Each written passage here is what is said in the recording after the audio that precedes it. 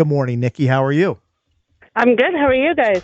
We're doing well. So I saw that you reposted JP Finley's video of Terry McLaurin coming out and saying hello to Commanders owner Josh Harris, to Jaden's mom, Regina. Some people saw that and thought, oh, that looks like celebratory Terry. Maybe he signed a deal. Doesn't seem to be the case. What was your takeaway from that quick interaction that Terry had out at training camp? I just thought it was super awkward. Yeah. I mean, the guy just traded the day before and comes out fair and, daps up the owner like nothing happened. It was odd. I don't think I've ever seen anything like that.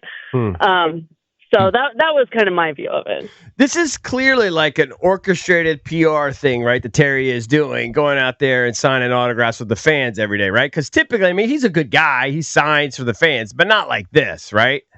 Yeah. I get the sense that that's what it is. Just go out there, remind everybody that you're beloved by fans, that you're sort of a face of the franchise. He does care about the fans. This part is important to him. But, when you're holding in and then to come out while players who had practice are walking out or walking back into the facility just to sign fans and, get the crowd chanting your name. He knows what he's doing. Mm-hmm. So Dan went on record, said, look, it's not a distraction. We're locked in. We're rocking on, the whole thing.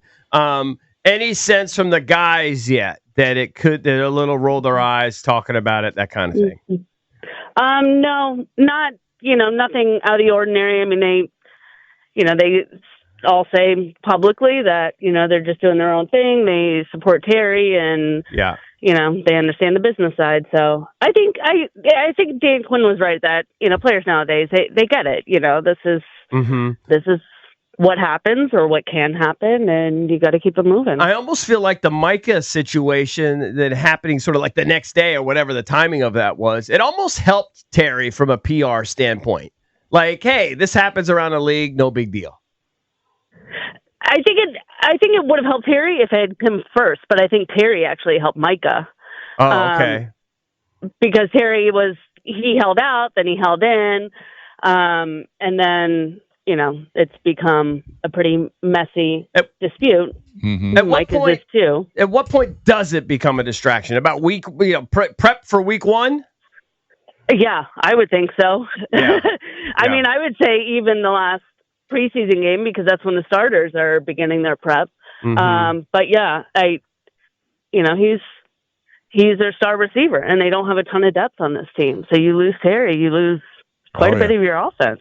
Right. Nikki, you may or may not know this, but what does he sit in team meetings as well as being on the field?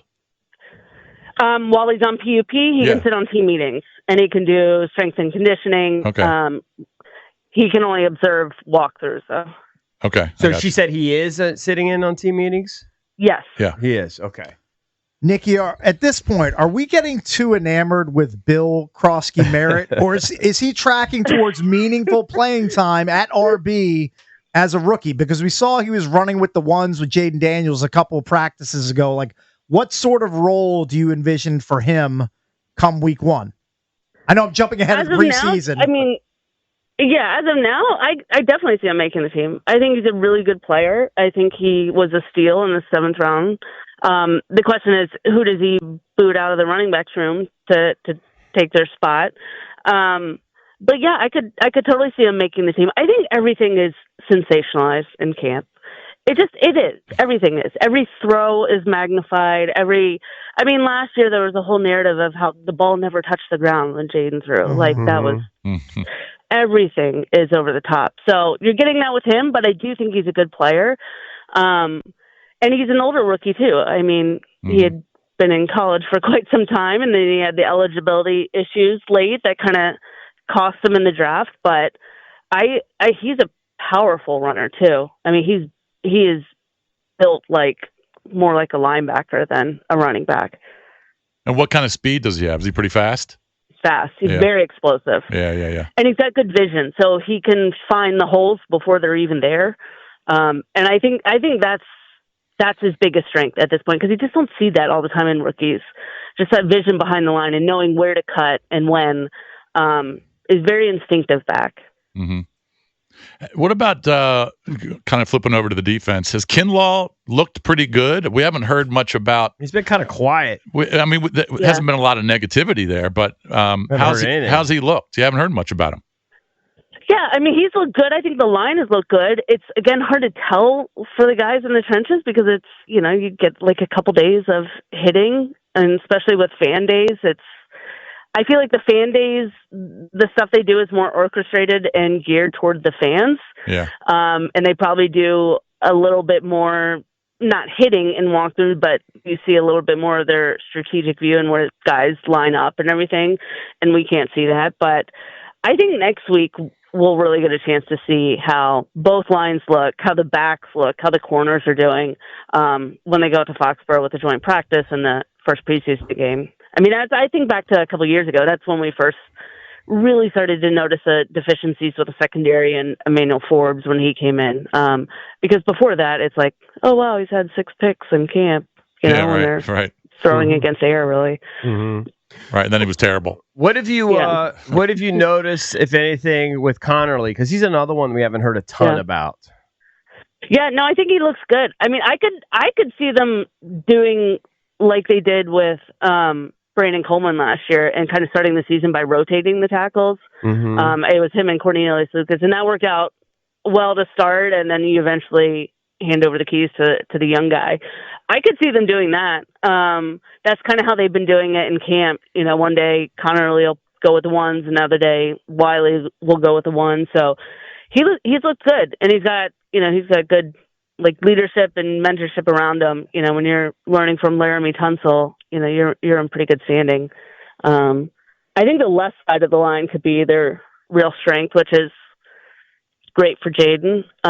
Just with Laramie Tunsil there, I think Brandon Coleman, I think he's a really smart player and one of the more versatile players they have on this roster. He's underrated in my mind. Are we nervous about him leaving practice early? Do we have any more word on that yet? We should get an update here soon. Quinn talks at 8:30. Okay. So hopefully we get an update. Okay. We're joined by Nicki Jhabvala, senior writer for The Athletic. Let me ask you about another rookie that's got a pretty good opportunity in front of him in Jalen Lane with no De'Ami Brown there, no Olamide Zaccheaus. Those guys depart. No Terry McLaurin on the field during training camp. So he's had more opportunities as a receiver than I think most people thought would happen. I think most people pegged him as like a return specialist at some point. Tell us what you're seeing from him and what do you think he can do if he gets meaningful playing time in the first month or so of the season. Yeah, he's looked really good. And like you said, he's getting more reps, so you're getting a chance to see what he can do on offense more. And like he to me is the best slot receiver they have on the roster right now. Luke McCaffrey has been getting quite a bit of time with the ones, and they've been kind of moving him all over to see where he fits in best. But Jalen's looked really good. He shows his speed when he plays, quick cuts. His route running isn't quite as polished as a veteran, but that's something you can improve on. But he's looked good, sure hands. Like I've been impressed by what he's been able to do on offense. Because like you said, you just weren't sure. You knew he had the speed. You knew he could be a weapon in the return game, but could he contribute on offense? And I thought the last practice the other day was probably his best. And on special teams, is he on the one unit as a punt returner, or is there someone else out there? They've been mixing them around quite a bit. Yeah. So you still see Eckler out there quite a bit. I think they're still trying to figure it out on, do they want to use a running back? Do they want to use a receiver? And that too will ultimately determine their initial 53. Speaking of RBs, how do Robinson and Eckler look? Good. Robinson looks more confident, I'd say. He also looks like he's not put on a ton of weight, but he just has more muscle, and he was a pretty muscular guy to begin with. But that whole room, they have a lot to prove.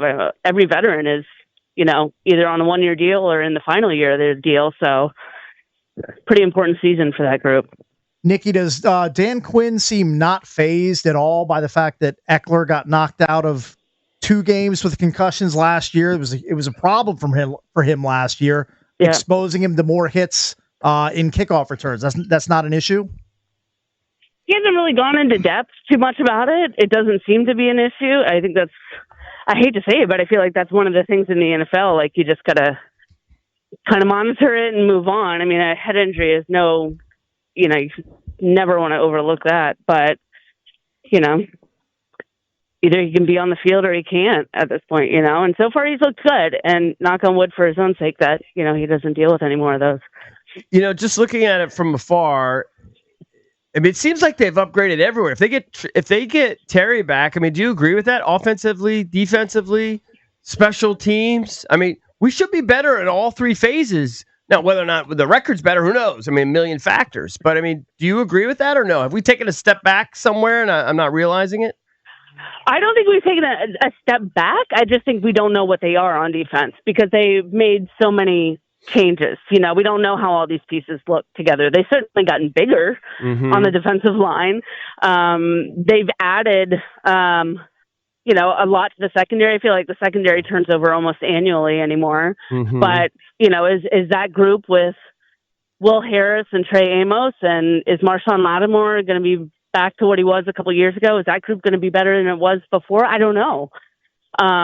You'd like to think they would be, but yeah, it's hard to say at this point. All right, so give us the schedule sort of for tomorrow, and I mean, do you have any insight? So they're traveling to they scrimmage or whatever. They practice with New England, right?